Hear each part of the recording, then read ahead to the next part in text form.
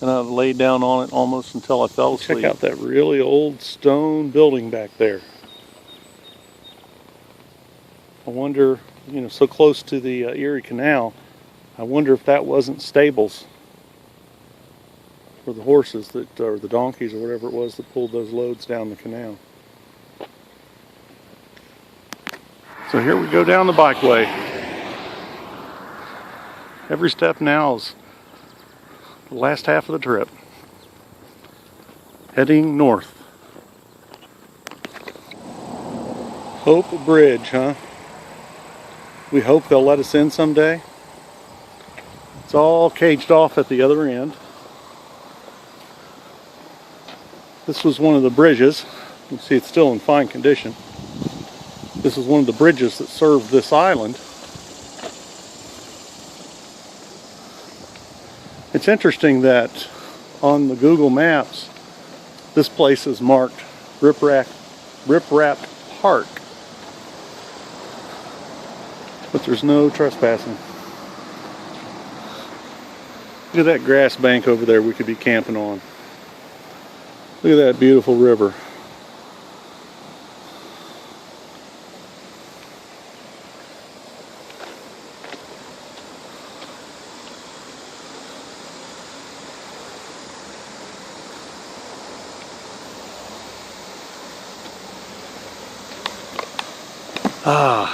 This is where I wanted to camp tonight. But if I stop here, I won't be able to make it home. Kind of getting a little bit of blister on one of my feet, so I might not be able to make it home anyways.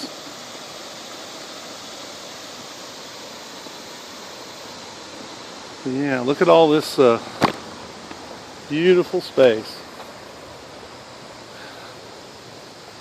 Could be a bushcraft wildland, bushcraft park, some kind of park.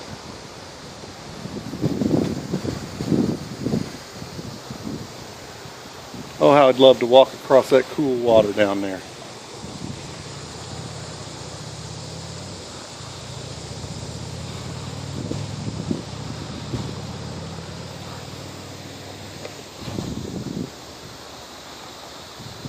Beautiful, quiet place, away from traffic.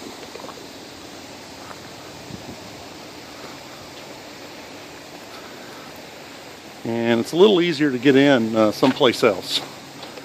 When I go visit my park, it won't be through this entrance. No trespassing. Violators will be prosecuted for walking on the land they're forced to pay for. There you go. Notice you can even see in there, there's some area they're mowing. This is a driveway that used to go back to a house where somebody lived. I don't think the house stands there anymore. But yeah, they even do a little bit of mowing back there. But we're all not allowed to use it. Now, when you look over there, see if I can get us a good shot through the wire. And you see that distant tree line. We're kind of towards the, we're at one end of this here where it gets narrow.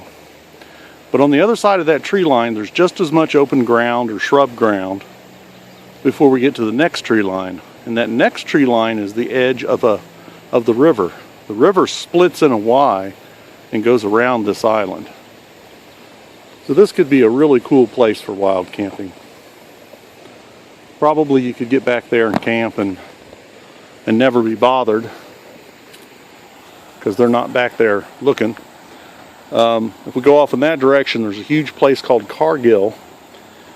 Makes corn products, and they border the whole south end of this property.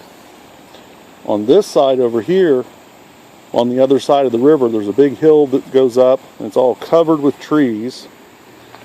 And at the top, it's all an industrial area. So on the weekend, there wouldn't even be anybody to look into this area to see if you had a fire. And we got 2 layers of trees here on this half of the river, So I don't think any flame or anything would show through if you were careful. Now, down towards this end, on the other side of the river, there's a Sheriff or City of Dayton shooting range. So you'd have to be careful about being seen over there. I've never driven back into the shooting range from the other side. I've seen the signs for it, and the lane looks like it comes way back. And in the overhead map, the satellite view, it looks like it's pretty close to the river. If the trees are thinned out, they could maybe see you there. So this is a place I want to camp someday. But it would definitely have to be a stealth camp. A little stealth camp, fishing trip. This would be a cool place to install a temporary camp. We could get back here and spend a couple days at a time. Not be bothered by anybody. This is probably, potentially, in the Dayton area and the surrounding sleeper communities, this island here is probably the best chance to do something like that. When I look at the videos where some of you guys live, you got so much wooded area around you. We don't have a lot of that. Ohio is field after field of corn. And if you don't go down to the river, you're not going to find any open area or any solitude, any wooded area. Oh man, I need to just get an inner tube and float down this someday. Put my cell phone in a couple of Ziplocs and call my wife wherever I end up. Of course, she would probably want to go on an inner tube ride. All right, back off this bridge to our walk. Now, what I see down there is a trail, and I'm realizing that the fence, there's no fence in this area. You have that wooden fence that's just around the abutments of the bridge here. But evidently some people are parking in the bicycle parking, which is just north of here. They're coming down here and going fishing anyways. Hurrah, more power to them. So I'm going to have to remember this as a way to get in. Now, crossing this river, I don't have a lot of river experience, but I got a ton of boating experience. And I'm just kind of looking and thinking, there's places I see on this river, especially on the other side of the bridge, where I think I could walk across. It's a little bit high right now. I'm going to say maybe 6 inches above normal. That on this side over here is a little bit deep, I think, for the water moving like that. I wouldn't feel too bad about walking in a foot of water, but water moving that speed at 2 or 3 feet, I don't think you're going to stand in it. It's going to knock you over. That stuff's powerful.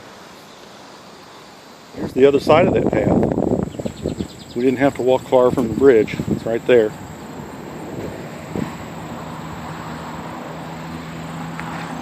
Found a little path down here, right off of the cyclist parking. Oh, it looks so inviting, doesn't it? I wish it were blue and not green or brown.